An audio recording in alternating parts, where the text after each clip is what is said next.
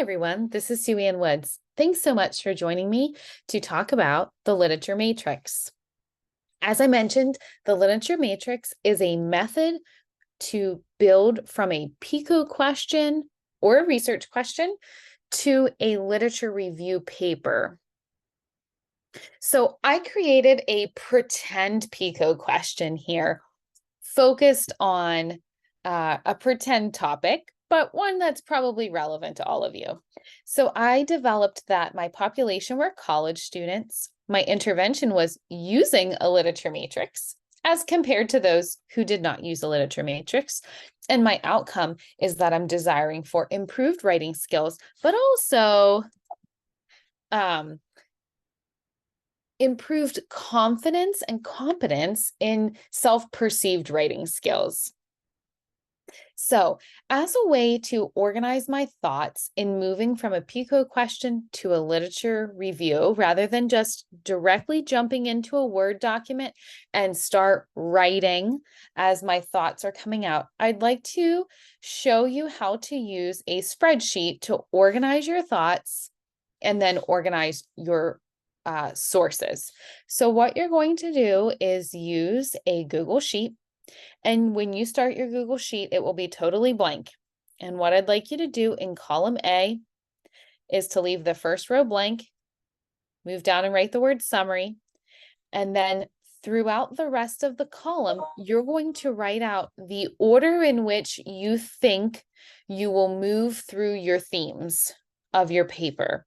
So you might end up adding a whole bunch more themes. But as I sat here and thought through, how would I write a literature review on the topic of using a lit matrix? These are the things I came up with. I started way back at the beginning in the thought that college students write papers. That's a mutually agreed upon phenomenon that happens. So in your first thought, you're going to say something about your population of people, right? These people are blank.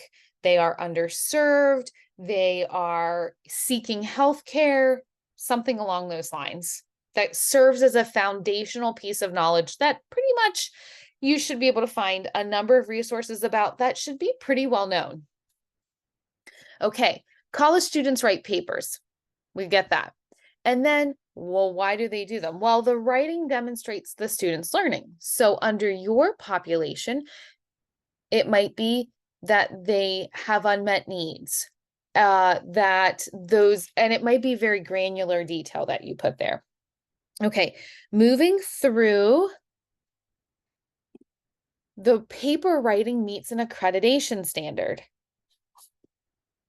And then my next theme is that literature reviews are long and they need structure to them.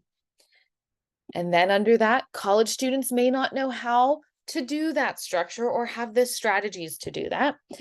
And then we finally get to our intervention that the literature matrix can provide that structure.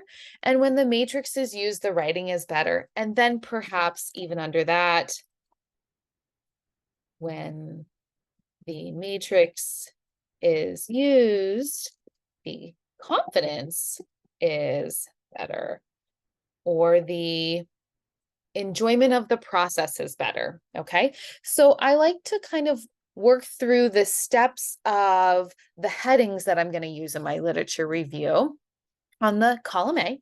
And then you're going to dive into your resources and start to organize those as to how they fit within these themes. So I made up some pretend sources and listed them by the columns. And you'll see the first thing in column B is the author. And then in alignment with that summary, I would encourage you to write a summary about the design of the study or the topic of the study. Okay. So this pretend article by Woods et al. In 2020, the key finding that I want to take away from that, which could be many sentences or just one sentence, but for this example, it was one sentence, was that 85% of surveyed college students reported writing at least one paper per semester.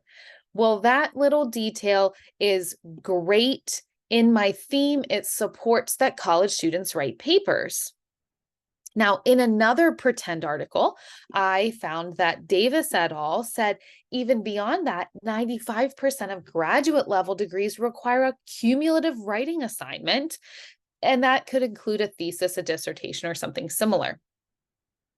You'll notice I have a lot of blanks in here. Not every single cell is going to have a detail in it. If Woods et al. Only wrote that one thing in their one article that I want to include, nothing else in the Woods column is going to have any details. Okay, so once I'm done filling all of this out, then I'm going to open my document to start taking all of this and organizing it into my literature review. So I'll make heading number 1, and I'll highlight the row related to heading number 1, and I will read across the row, and I will take any information that's in there and include that in either a paragraph or a number of paragraphs, depending on how much detail is in there. So I can use that to compare and include, it might be one topic that has multiple citations across it, or it may say Woods said this, and furthermore, Davis said that, or Woods said this, but in contrast, Davis said that. Okay. Then you move on and you go down to the next theme, and you get your citations related to that, and you work your paper down, and the writing takes much less time because you've spent more time in organizing.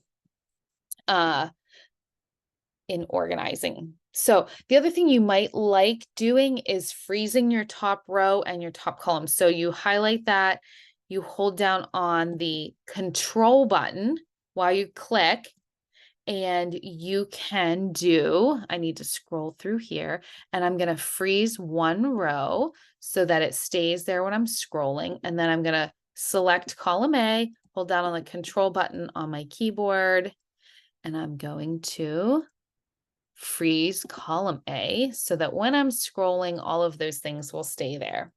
If you have more questions about using a literature matrix, please feel free to reach out.